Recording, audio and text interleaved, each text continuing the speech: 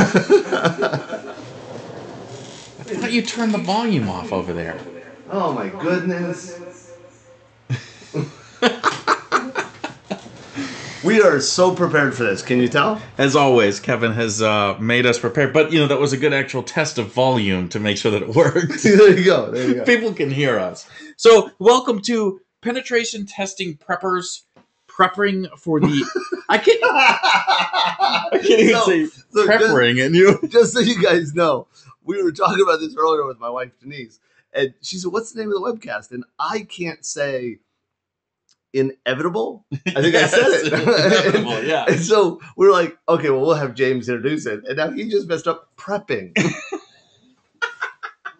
Yeah, we see how well that's going, don't we? Yeah. It's good to start off that way, though, because if we, if we're too serious about it. It can only go uphill from here. I mean, let's recount what we've done so far. You had the speakers of your monitor turned up. I can't say prepping. This is awful. It's because I was so busy prepping. That's it. That's what it was.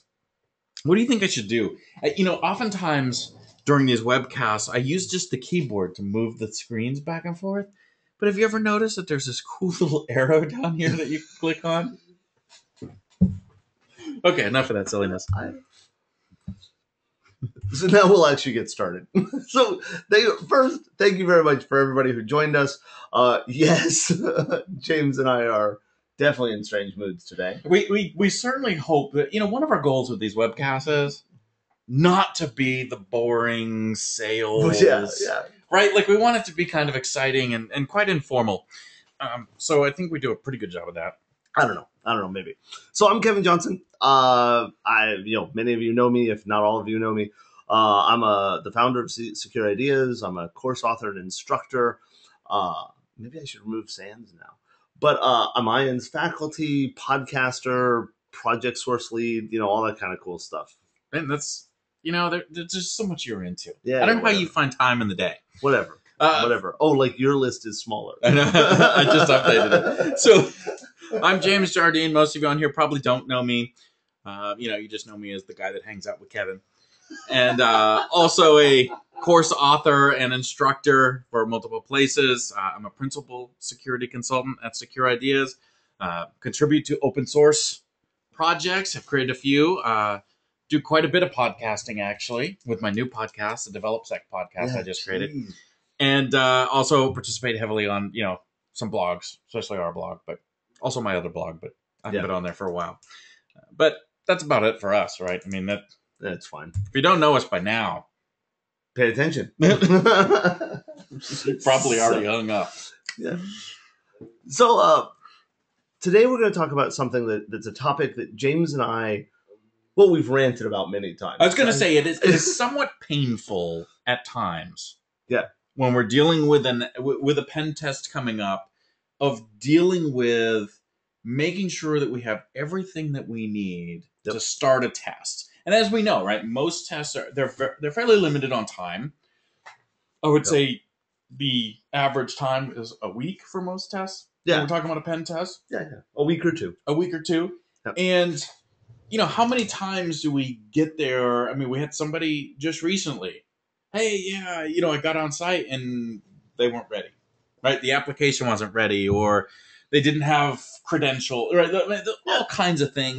Nathan's on site right now. Just aren't prepared, and then so you lose a good portion of time trying to, just waiting for the application to be ready, or the network to be ready, or something to be prepared. And to be clear, this is on both sides. Right. I mean, this is, as we talk about here, we're going to talk about from the tester's perspective and from the customer's perspective, right? And I also want to say, James and I are biased toward the idea of consultant/client, that relationship, because that's what we do here at Secure Ideas. We have customers, we are the consultants, but this same exact idea, the same exact model fits with internal teams, right? Because internal teams are in the same boat. They've got an app they've got to test. They've got a network they've got to test. They've got a set of time, and they need to make sure that. Oh yeah, I mean, when I did code review, right, for an internal team, I mean, we constantly, hey, where do I have the code? If we have questions, how do we escalate those questions to get them back in a timely fashion, because we want to be able to see how we can be most efficient at doing this, because we are limited at time. And, when we talk about code review, I mean, that was a long process. Yeah. Right. Code reviews weren't a week. No.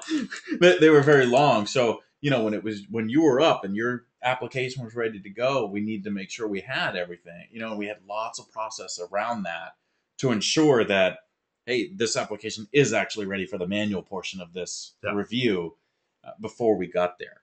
So, we're going to break this down, a few different phases and views that we have, right? The penetration testing of just really what is penetration testing. Not tasting. From,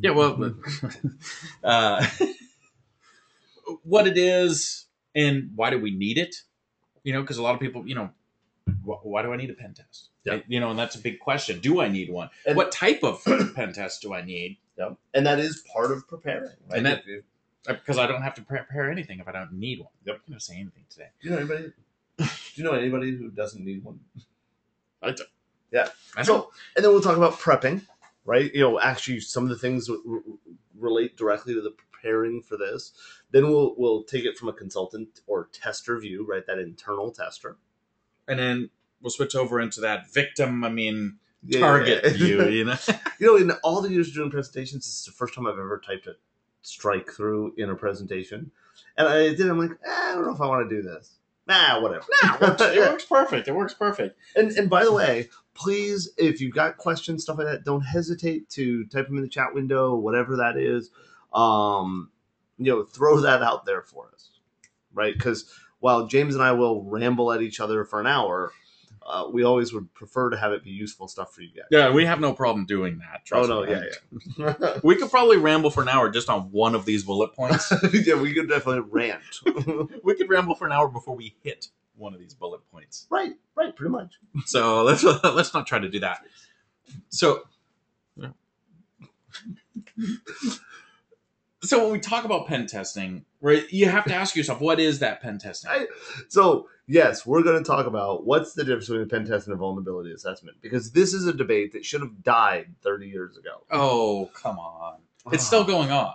What was that blog you just sent me? I don't remember what it was. I don't want to remember what it was. I know. Oh, man, both of us got angry, right? It was like this idea that... never mind. Every single time I look at this kind of stuff, for some reason people will say, just run Nessus and that's a pen test. Or they'll say, what do you mean by pen test? I just had a client, we were working on a proposal Monday, say, well, what does a pen test cover? Like, what's the difference between it and a vulnerability assessment? And I think you agree, it's a very simple definition. If you attempt exploitation, if exploitation is in scope for the test, it's a pen test. Well, and, exploitation to the fact that you're going to see how far we can go with that exploitation. Because you could argue that, running to test for cross-site scripting, right, putting in an HTML tag is exploitation. Right. But if you don't actually determine where you can go with that, you're not really doing you're just saying, a penetration test. You're just validating that, yes, I do have cross-site scripting. And the big difference there is that when I do the vulnerability assessment, yes, I'm going ahead and validating you've got SQL injection. I always use this example that, yes, you've got SQL injection, but when you do the exploitation part, right, which is I'm doing a penetration test, it's what does that SQL injection really give me? It's more than me putting in a single quote and getting an error message back. It's, can I get more data out of that SQL server? Can I get, can I pivot? Access into that machine so I can pivot around? Yep. Where can I really go with that besides just, you've got SQL injection? Because that doesn't mean a lot to me besides saying, it's just a random SQL injection. Well, how bad is my SQL injection? How bad is this injection that you found, or this authorization bypass? And that's really what we're trying to get to when we do these penetration tests, is really help you analyze and understand the risk that is really being provided by the vulnerabilities that we see. Because it's very simple just to say, it's this. So the comment that was just made was, real pen testers do more than pivot, they pirouette. And I'm just going to say right now, I don't pirouette. And we were told we need help? I know. Jeez.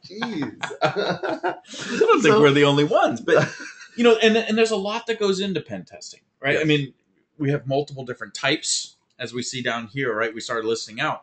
And we discussed types in two different ways. Because it's funny, when we're creating the slides for this, weeks ago, of course. As we were so well prepared. Liar. Okay. We'll be up front. I just did a red eye from Salt Lake City. I got home this morning. I'm sitting in the Atlanta airport on my layover. I realized that James hasn't written any slides. I haven't written any slides. So I start writing them. I get 4 slides in, and my computer laptop battery dies. It's like, then I had to board anyway. So I got into a plane. And so we finished them this morning. Weeks ago. I got to put off like we prepared. Like our DerbyCon presentation. Yeah. So, we discussed there's two types of. Can I get some cheese for that wine? There's 2 ways you can decide type. You've got whether you're assessing mobile applications, whether you're assessing network, web, physical, whether it's utility, right, SCADA systems, doesn't really matter. But you have these different types, and it's important for us to understand when we talk about the scoping and we talk about when the whole prepping and everything of what am I assessing and what do I have? We just had a conversation with a client recently that they wanted a mobile test. But then when we started talking to them, they didn't want a mobile test. They wanted the back-end API tested. They just happened to call it with a mobile app, right? And as a matter of fact, they went so far as to say, and we don't want you to touch the mobile app, right? So it's like, okay, but that's a different test, right? And so that's one of those things. Now, in most cases, we find that people know what they want there, right? They've got an idea. We want a physical pen test. Or we want a network pen test. The next type of pen test, though, is the one that I see more confusion on, right? It's because you're wrong on it. No, that might be. But I mean, you've got gray, black, and white, right? And this is one of those cases where we don't have good definitions that everybody agrees to. To me, and the way that Secure Ideas does it, I think James will. I'll explain it in a second. What James will agree is that a black box test is we've got no information other than a target organization. We're going to go after Secure Ideas. Target. I'm like. Like, that's horrible. That's an actual company. But you're going to go after Secure Ideas. Or you're going to go after Go to Training or whatever, right? That you have that target, but you don't know what their network address is, stuff like that. A white box test is where you've got tons and tons of information, right? You have open arms. Mostly white box tests are done by internal teams, right? They have access to source code. They have access to the developers. They have access to configs, whatever. Well, and we do. I mean, we get requested absolutely. a lot. We do white box testing where we'll get access to source code, and Yep. It's really important to understand what you're gaining by having the different types of tests. Right, that black box test is really an attacker that knows nothing about us is just deciding, hey, I want to attack that company. They've never worked there. Yep. I find black box tests good for saying how noticeable are we on the internet. Right. And right. Most of it revolves, right? I mean, black box tests spend so much time with the recon phase because you have to do so much reconnaissance. And it's important to know too, right? When you're doing a black box test, if all they do is give you an organization before you start attacking the IP addresses you find, you might want to validate that they're theirs. I mean, we talk about validation all the time. Of make sure you're in the right thing, you're doing the right thing. Black box, it's hugely important to validate because you go out there and find stuff, and it's like, oh, well, is this part of this? Yeah, we just had a black box test a couple weeks ago where we found a whole series of IP ranges that were associated with the organization. But one of those ranges, they had retired like the month before and turned back over to their ISP. Still in the records and everything as theirs, and so when we did the validation. Now with gray box testing, this is what we do most of, right? If you look at the testing Secure Ideas does, gray box testing is where we've got some information, maybe credentials to the application, the target application. Maybe it's a mobile app and they've given us a version of the mobile app to run on our devices, but that's it, right? Things like that. So it's a better mix of efficiencies, right? Because the amount of time it takes for me to figure out what your network range is, what this, you might be better off having me use that to find vulnerabilities. Well, right? and you think of like a black box test where you don't get any credentials. Yeah, The time I'm spending trying to get past the login screen. exactly. Because you have to the realization is that a lot of attacks come from users of your application. And that's the great thing about a gray box test is it's not going as deep into, well, I have all the source code, right? So now I'm really from a developer standpoint, although you do get the ability to really see the most opportunity for vulnerability, but it's getting you into the application, right? Because oftentimes the gray box, we want multiple role types. Yep. We want, Yep. there's things we want to do. Different companies, depending on how your system is set up, if there are multiple companies, you're, a SaaS provider of some sort, people are using your system. Can I go from company A to company B? Can I go from read only to admin? Can I go between these roles? And that's important for us to be able to do. And that's one of the reasons why we like doing the gray box test is because it gives us that ability to test more of the application, but not to the point where it's requiring such in-depth knowledge of, right. Oh, well, they would have had to know, because somebody's going to say, well, you'd have to know the source code to know that. Yeah. Now, we just got a question.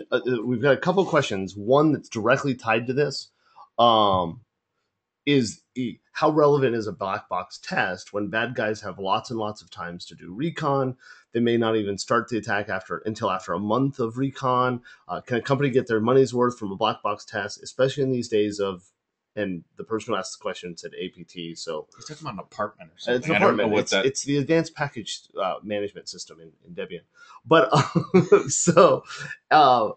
and the answer there is, yeah, I think the company can get their money's worth if they're approaching it for the right reason. And I think your follow-up summary question of, what's the benefit between a black box and a gray box is your goal, which we're going to talk about in a minute. We're going to talk about goals, but let me just touch on it real quick here. With a black box test, your goal is to say how much of our information is findable. We know they can find it, but what type of time frame would it take? Like, for example, if I can find your source code within an hour of starting reconnaissance, you have a pretty big problem, right? A gray box test, which I think is what most companies need instead of a black box test, is you're more focused on what are the vulnerabilities we have, what are the things we've got going on, less on the can people find us. Well, and we all know people can find us. And keep in mind though that during the gray box test, we still do the recon phase. Yep. It's just not as heavily focused on it, right? So we still do that recon. But yeah, the black box, and the goal is, right, if you've got a week for a black box test, that's a week of looking for stuff, and you're always going to have that outlier of somebody that's willing to spend months or even years targeting a company. Yeah. And if they're going to spend that much time, right, a black box test, there's no way even a white box test is going to fully protect you from that, right? No, but I'll say, I want to be very clear, as the capitalist pig that I am, if you want to pay Secure Ideas to do a months-long reconnaissance on a black box test, we'll sign that contract. Yeah. Right? And then another person asked the definition of physical test. Yeah. So going back to the other types of tests, when we talk about a physical penetration test, although it sounds really bad, yeah, it does. It's the idea that you're actually testing facilities, right? So I'm going to a business and I'm going to see what are the weaknesses and the physical security of that corporation or that facility to see if I can actually get in. So oftentimes, right, we've been brought out on physical tests where, and again, we have specific goals of, we had one, hey, can you get through our, lobby, past the guard station and retrieve laptops from our building. Yep. Right. And, it's an interesting beast because you have to, you go to great lengths, right? There's recon of building, oh man, I got to find out what the badge looks like. I make a badge that looks just like theirs, or Yep. we've Or got FedEx uniforms yep, that yep, we wear that we've used on physical yep. assessments that we've done. But there's also the idea of that during that physical assessment, you're also looking around to say, look, I'm not going to go bust that window, but your knock, the display screens are facing the window. They're lit up at night. Somebody could see them. Yes, somebody could bust it in and get in there. Things like that. I see it, yeah, and Yeah. I say this all the time. I see it more as a assessment Yeah. than a penetration test, because one, most places you can get into, right? I mean, Of course. it's social engineering, it's tailgating, it's getting into these places. I mean, let's talk about that one that we did 3 different times, right? And the third time, they just finally had somebody walk with us everywhere, including the bathroom, which was just unreasonable. But the first time we go down there, they've got it's an organization that their office is part of the office is open for another company, like the parent company, and then they have this one section that's locked down, right? Everything else, and there's glass walls, and we just tailgated people, right? And then the next time we go down there, now nobody's letting us tailgate, and there's a sign taped to the door that says, don't tailgate, make sure everybody badges in, blah, blah, blah. So what we did was we took the sign and we shoved it through the crack of the door, and the flittering of it triggered the motion detection, and we got in, right? That is one part. But I think most of it's what you're talking about. Yeah, to me, most of it, it's that assessment, right? We're not doing what you see on Leverage. We're not. Even though it's an excellent show. We're not, screaming down through an elevator shaft trying to get into place. Maybe some people are, but I'm not. Screaming down an elevator shaft. Rappelling down an elevator shaft. How's that? I would be screaming the whole way. You would be screaming. I wouldn't be good at that portion because they'd hear me. We're not parachuting onto roofs trying to get into places, right? But it's really this idea of, just like we look at networks, just like we look at web applications, it's let me look at the facilities and see how could somebody get into, right? And it could be anything. It could be a bank, right? Hey, what are the weaknesses in your bank that would allow me to get in and get into your vault or get into something else? It could just be your normal corporation. It doesn't really matter what it is, but it's really that assessment of, do you have cameras in the right spot? Do you have proper badging at the front door, right? I mean, if you have badges to get in, how do you stop tailgating? Do you have, turnstiles? Yeah. Or something like that, like a revolving door. Is there a person there, a man trap? Yeah. Is there, what type of, and a lot of this really ties to awareness to your people, right? But what type of training do you do so people understand how people try to get in, right? If I'm standing at your front door with a clipboard, I'm like, oh man, I'm so late today. And, I used to work with, and you start name dropping and somebody's like, oh, okay, I'll let you in since you're late. Those type of things we're trying to raise awareness of.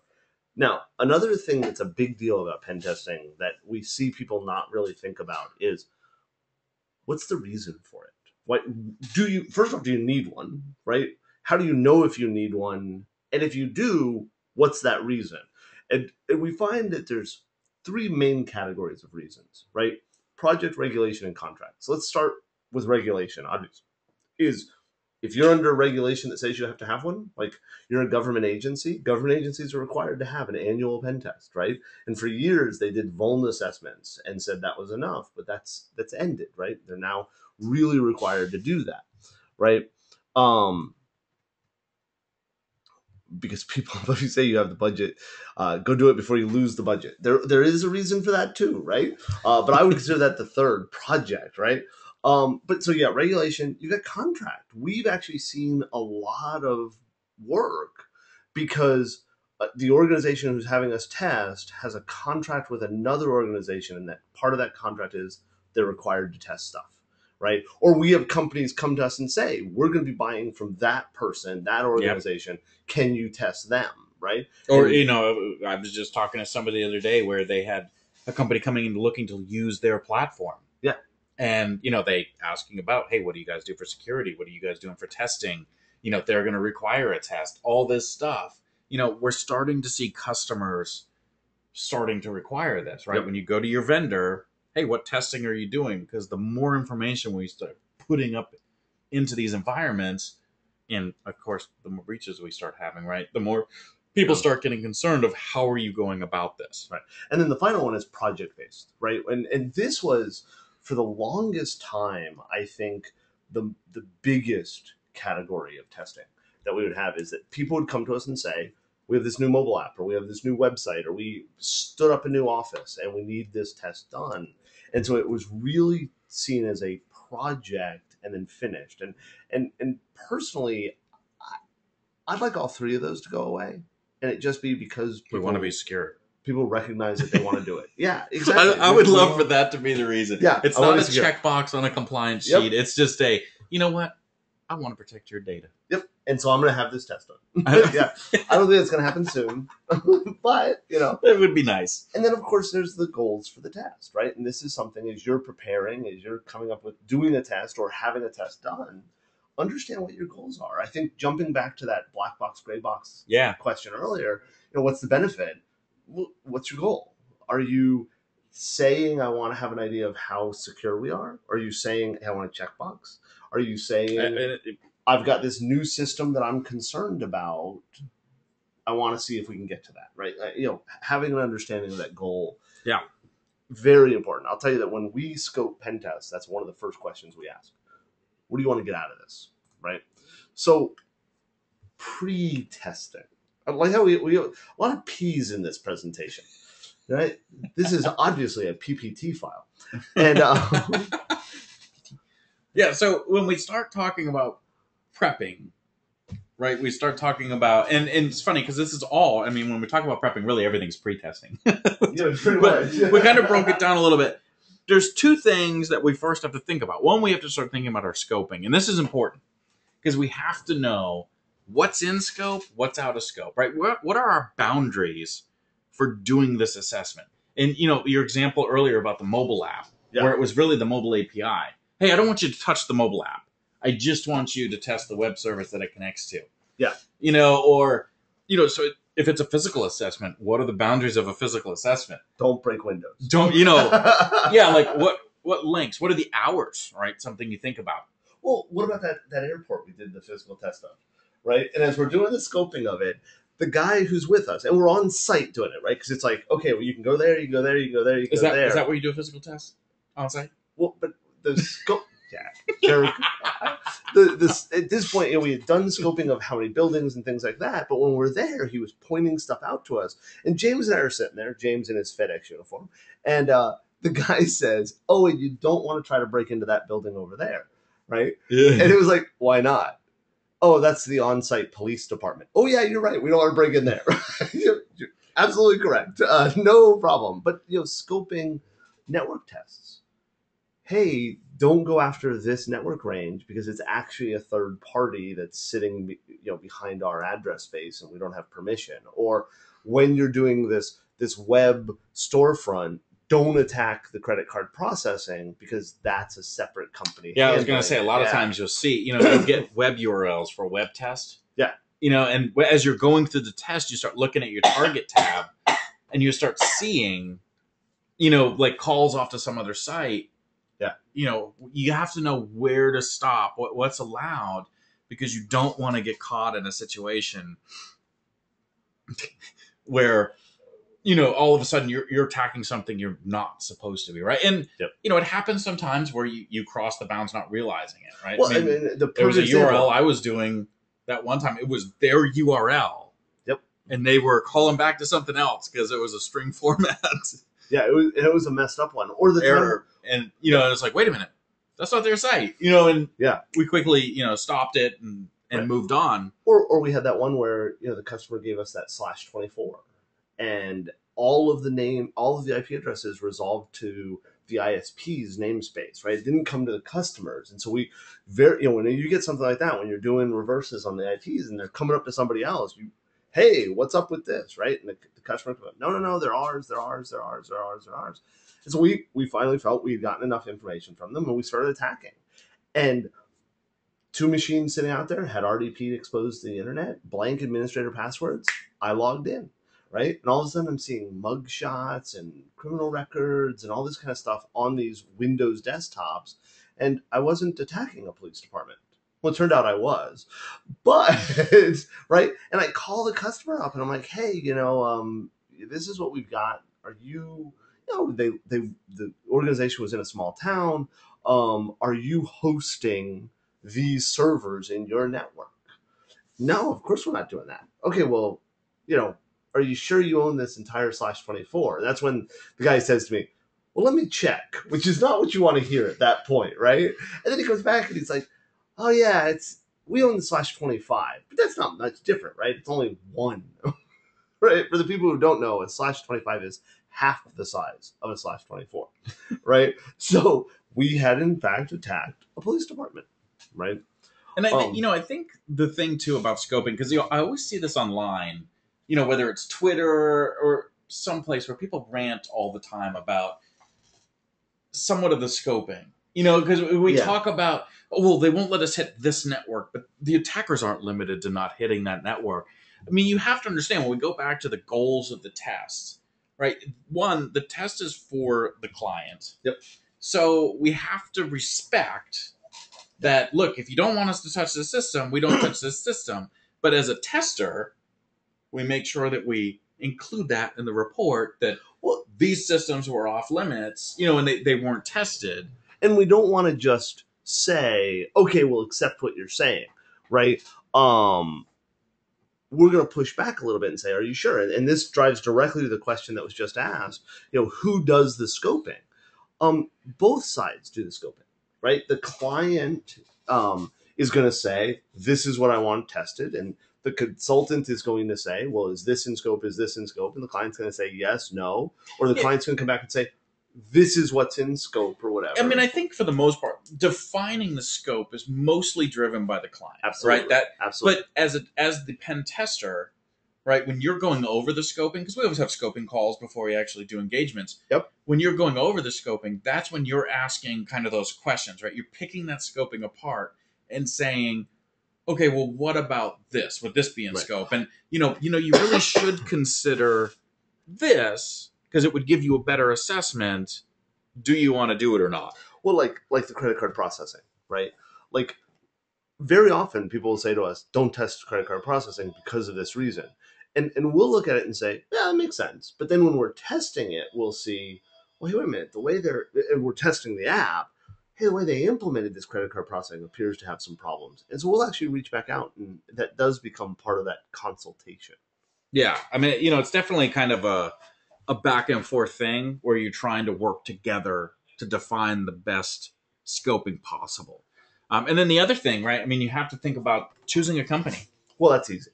I know. Go ahead and say it. I know you want to. I didn't want to steal. I almost stole it from you, but I'm not going to. I'm going to let you have it. I was teaching a class, and I had a student in class say, how do you know you got a good pen test company? And I said, oh, it's very, very simple. And you could tell by the look on the guy's face that he was waiting for this really in-depth technical answer. And I said, all you got to do, have them email you.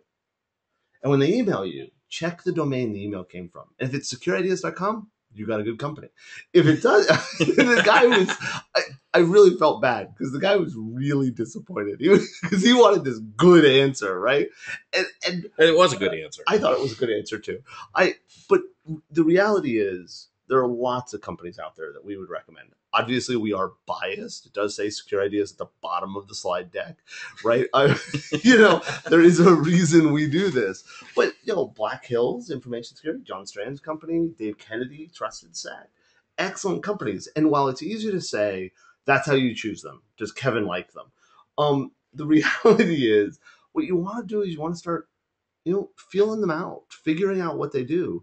I personally am a big fan of go out to their blog, read the type of stuff they're posting, go see what projects they're involved in, what public stuff are they doing, and get a feel for them from that. Get somebody that has some knowledge about it and have them talk to them. Yeah. Because you'd be surprised. You talk to somebody and they've got certifications filling up, Don't get me started on 8x11 business card. And you talk to them and you can tell, like, hey, I've got business card. So many certifications they have. We're reprinting your business. They're just, and you can tell just immediately by talking to them. They have no idea what they're talking about. Yep. It's nothing for somebody just to say, you know what, I'm a pen tester and I'm starting a company. On here, right? Get references.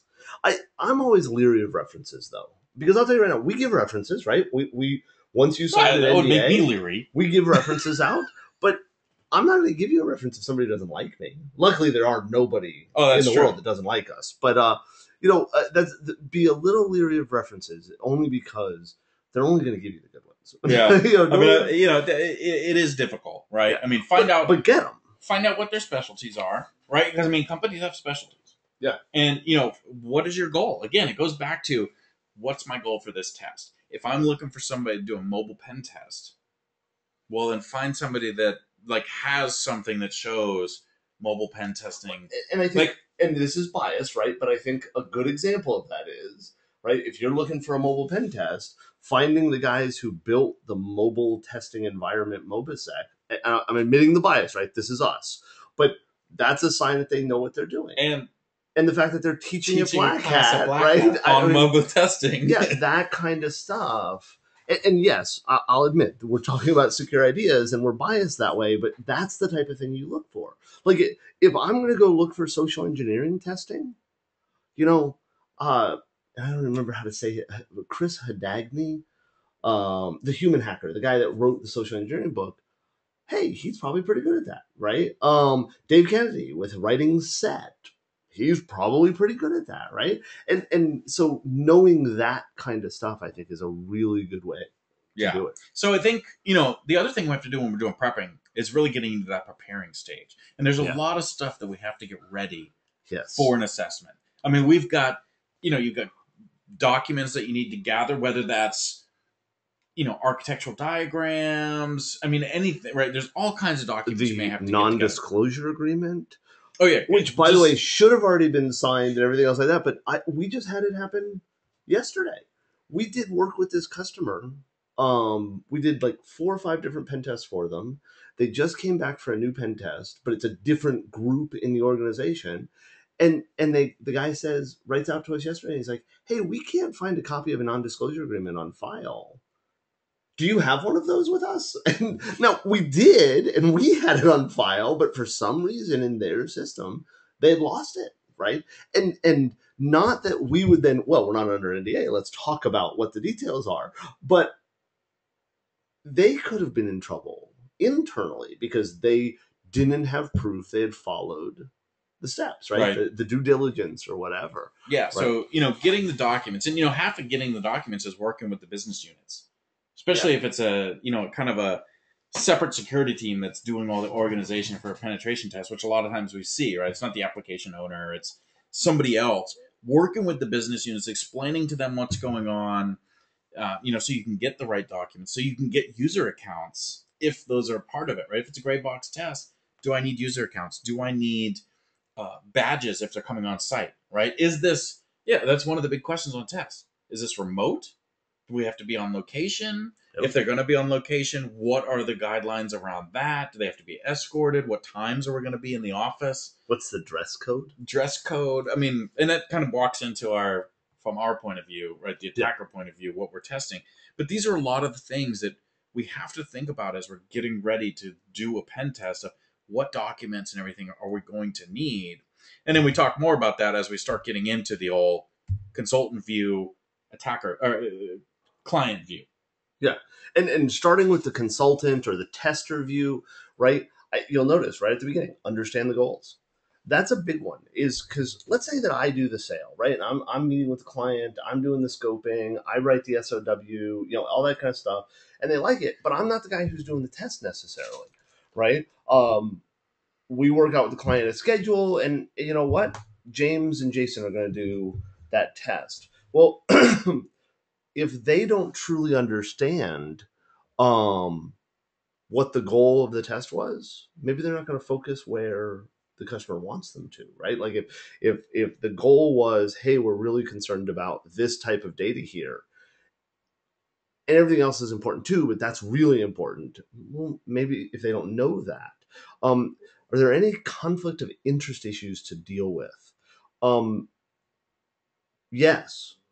But that's, I mean, not to be rude, but that's that there are so many different types of conflict of interest that could pop up that I'm not even sure where to get started on that. Yeah. Right. I mean, for example, it's one of the reasons why Secure Ideas doesn't do remediation, right? Because we consider that a conflict of interest. We'll tell you what the problems are. We'll tell you recommendations on how to fix it. But we're not going to then turn around and say, but if you pay us more, we'll fix it for you, right? Because then you'd have a whole lot more wrong. Yeah, yeah, exactly. Easier things to fix would be wrong. Yeah. Yeah, there's conflict of interest issues, right? Understanding scope is another thing that, as the consultant, as the tester, and to me, internal teams have a lot more trouble with that sometimes, right? Because when I was an internal team, when I did pen testing internally, you know, your job was to pen test the network, pen test the organization. There's a lot of times where internal teams will feel like they have more rights than they should. Yeah, Or, you're creating counts that maybe you shouldn't, or Yep. yeah, we don't let anybody else touch that luggage system, but I'm gonna go ahead and dig my fingers into it, because you feel that, well, you're an employee, you can touch anything Must you be want, okay. Yeah, right? And and scope is a huge deal to make sure we stay within. You don't want to cross those bounds, and then understanding the business. And to me, this was a big one to put on here because absolutely. when you're talking about, especially a manual penetration test, if I don't understand what that application does, it's so difficult for me. Yeah, I can find maybe a SQL injection and I can exploit that, but to understand the business logic, what they're, and understanding the business also goes into their goals, right? Of what are we doing? Test I'm working on this week, is very similar. It's, hey, I understand how your business works. So when I look at your application, I really can look at it and say, you know what? Here's a problem. And this wouldn't be a problem for this other app that I've tested over here. But because you guys are in this business, here's how we could abuse this. Yesterday I was at Startup Augment, and I did a talk on ninja assessments, right? And I talked about how to do assessments and things like that. And one of the things we talked about was understanding context, understanding the business, understanding stuff like this.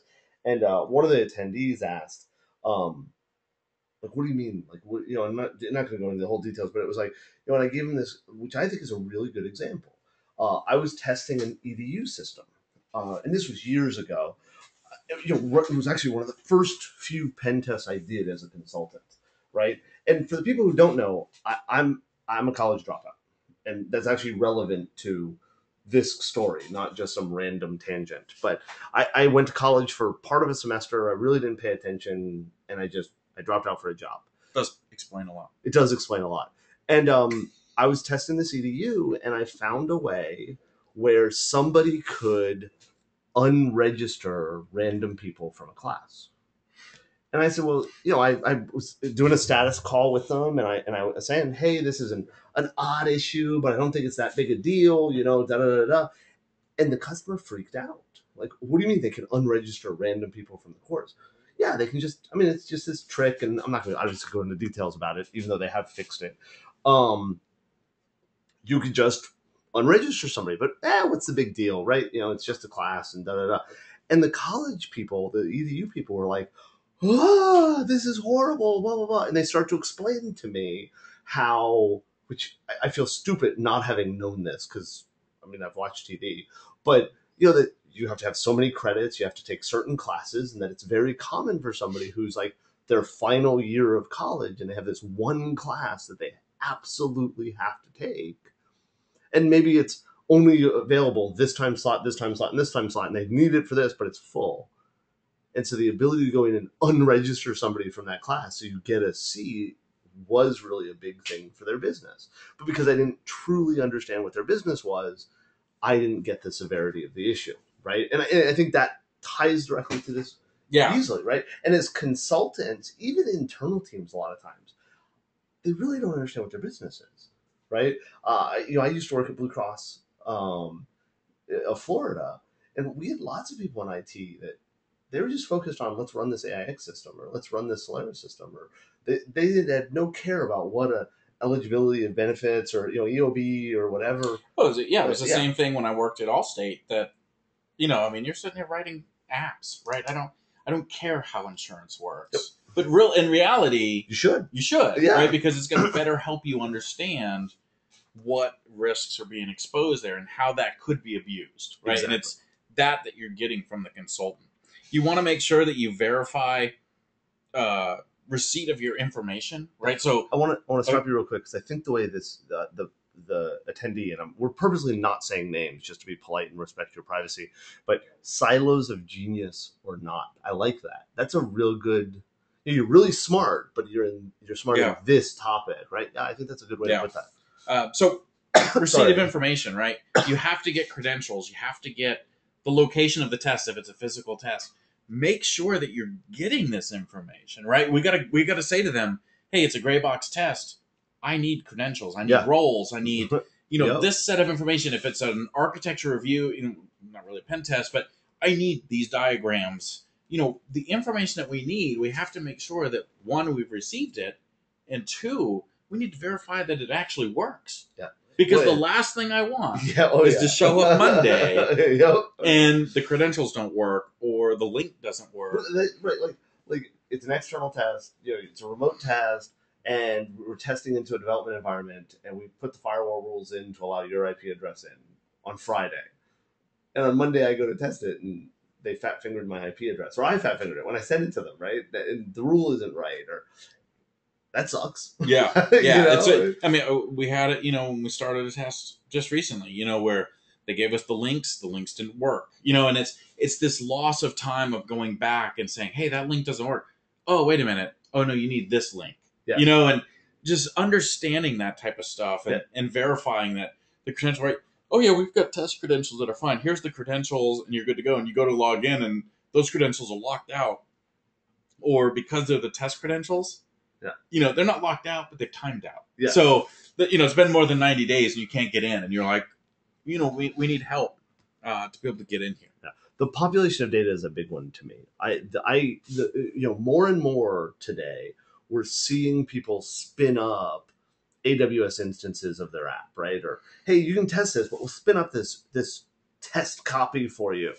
And they don't populate it with data. I know, right? Nothing worse than getting in there and you have to select an item from a drop-down list that's empty. Yes. Oh, I hate that, right? And you have no idea what the drop-down's supposed to say because it's the first time you've ever seen this app, right? Yeah. We were just testing an app. It was pulling data from a database, but the test accounts they created didn't have all the data in them. Yep. So you couldn't it didn't auto-populate, and you weren't supposed to be able to edit the data. And we had to do some, manipulation to be able to, which actually turned out to finding a vulnerability because, are we supposed to edit that? No. Okay, we did. Right? Well, that's a problem. Oops. But all too many times you get in there and it's like, oh, did you need data in there? Yes. Of course I do. Testing accounts that need money in them. They give you an account and it's got no money, and it's like, well, I need at least something to start with. Give me some seed money here. Yeah. To start my venture. Yeah. And I always love it. I had this one a number of times. I need seed money to start this. Well, can't you steal it? Yes, but we're mapping the app right now. Whatever. So, from a target's perspective, which is as critical as the tester perspective. Yeah, one, you have to understand your engagement roles because oftentimes we ask this, right? Yeah. Well, I want to know. Are there times of days where testing is allowed and isn't allowed? Yeah, because we assume 24/7. I assume 24/7. Yeah, and quite honestly, I like testing at night. Yeah. And if you've got a problem with us testing at night, or if you've got a problem testing during the day, we've had people. Yeah. And this goes back to the whole. You see it all the time on Twitter.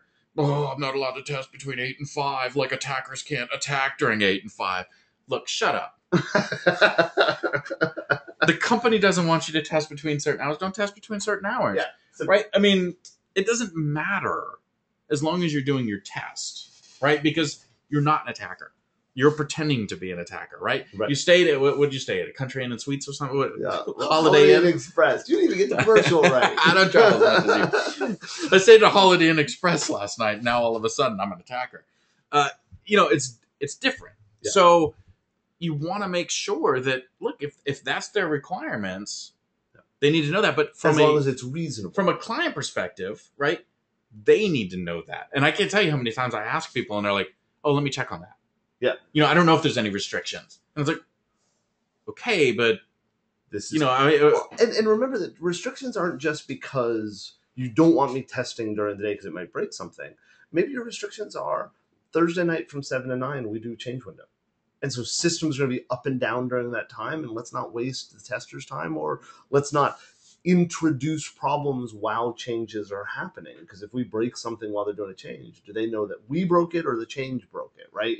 Well, and a lot of times, right, like they don't want us testing after hours because there's nobody there to respond. There's no staff there to respond. Yep. And so they want to do it during specific hours. So, I mean, there's legit reasons to why they want to do it. And because this is a controlled test, it makes sense. Right. Another reason I like, and this is what I try to recommend to people, is that if you're going to limit the time. Now, by the way, I still would rather you not limit the time. Right. Right? Give me 24/7 so I can do it, especially with some of our You get tools. more testing out of it. You get, exactly, because we bill it based at 8-hour days and we work 16 or something, right? But another reason they'll do it a lot of times is to then go back and review their SIM, their alerts and their IDSs and their stuff like that to see, did they detect us? Yeah. Another thing you need to really think about as the target, right, as the person getting tested, are your communication paths, right? Is it okay for me to email you stuff? Do you have PGP? Do you know what PGP even is? Or do you have we have a number of clients, and I always get a kick out of this. A number of people we've dealt with have secure mail, where they have this system where you can send a message and it gets grabbed by the system and shoved into this web interface or whatever. And what I always love about it is some of them will have a keyword. If this word is in the subject, tag it secure.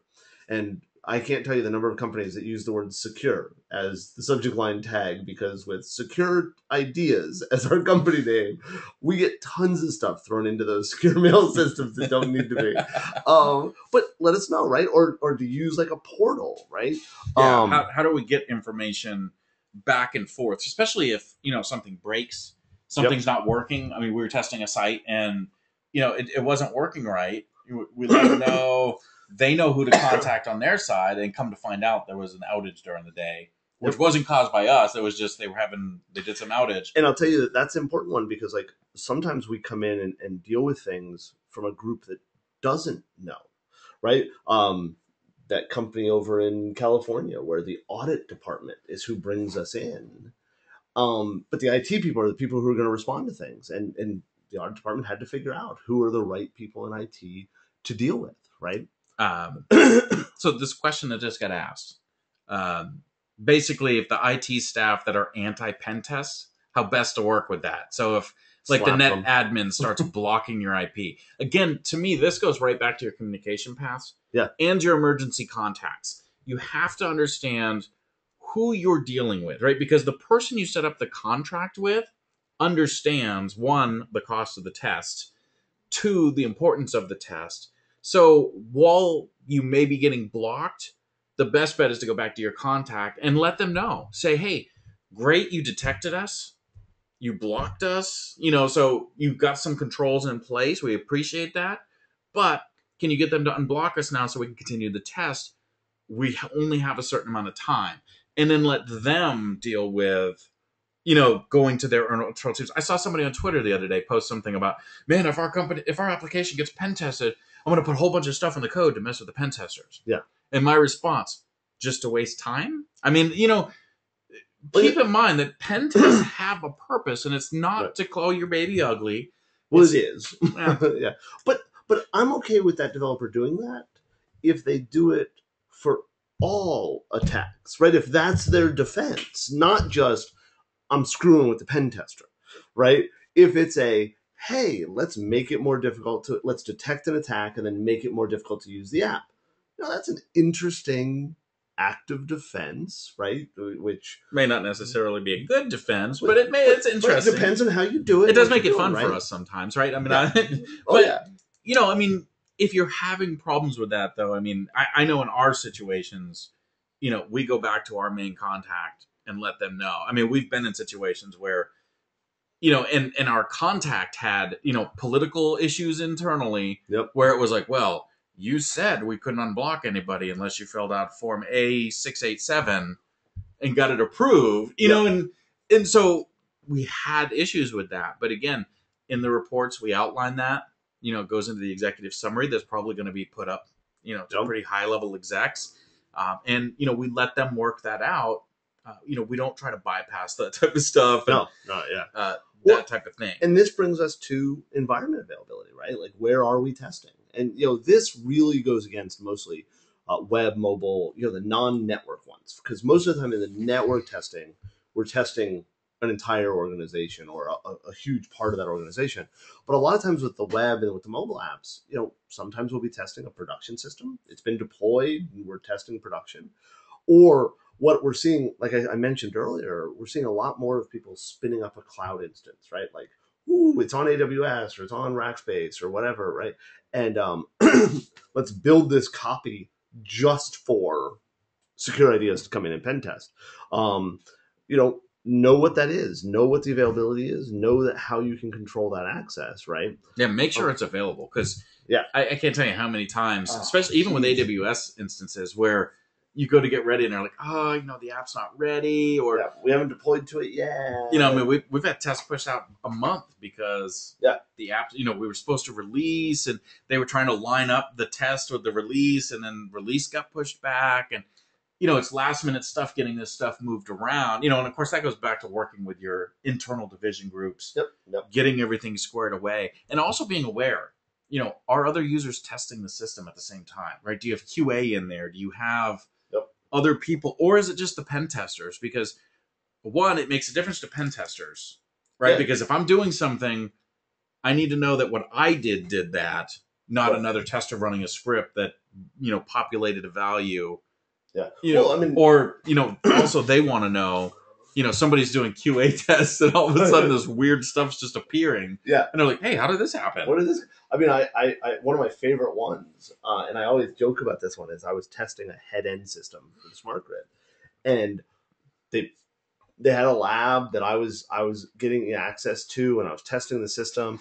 And I found a whole bunch of cross-site scripting flaws. And I just, I just screwed around. I threw, an alert into this one field, not realizing that one field populated this dashboard that you came into at the front page of the site, right? When you logged into the account. But it populated it in a whole bunch of different places. So literally there were 21 pop-ups that would happen right in a row when you got to the front page. And okay, cool, that's funny, blah, blah, blah. Except that during my test of a system that was set up specifically for me, one of the salespeople of this vendor decided to do a demo to a potential customer. And for some reason, they used the version that I was using. And my contact forwarded me the email because he knew I'd find it funny, where it said, we had to stop the sales presentation because of inadvertent pop-ups. And I called up my contact. I'm like, damn it. None of those were inadvertent. I meant every one of them, right? Yeah, I mean, it's like, but it's important, right? I mean, understand what environment you're using, because you don't want to run into issues from a client perspective. Hey, I told these guys they could test in there, and then sales is doing a demo in there. And we've had a lot of times where it's like, hey, can you stay out of here between these for a couple hours because we have a sales demo going on? Yep. And the question came up: do we encounter the question of how to do security tests with agile I can't say it, but yes, we've been asked that a lot. As a matter of fact, it's one of the types of presentations we've done a number of times, and we'll probably be doing again, about how to embed security testing into your development lifecycle, especially with things like agile, where you're doing very fast sprints to get things done and testing various parts. For just a quick summary of that answer, there are ways to do it. There are good ways to do it, but it really depends on your coordination with the developers, right? And another webcast. Yeah. But no, I mean, seriously, right? So, I mean, really to wrap up everything, right? I mean, the one thing you have to do, you have to know what you need. Yeah. I mean, if you don't need a mobile test, don't do a mobile test, right? Know what you're looking for, be specific about what you're looking for, and, have that mindset going into it. Yeah. I understand the purpose, understand who are the people involved, who are the organizations involved, and coordinate with everybody. And coordinate with the people is the biggest thing. I see that as usually the most difficult thing when we go into pen test, is because you're dealing with maybe a whole bunch of different departments.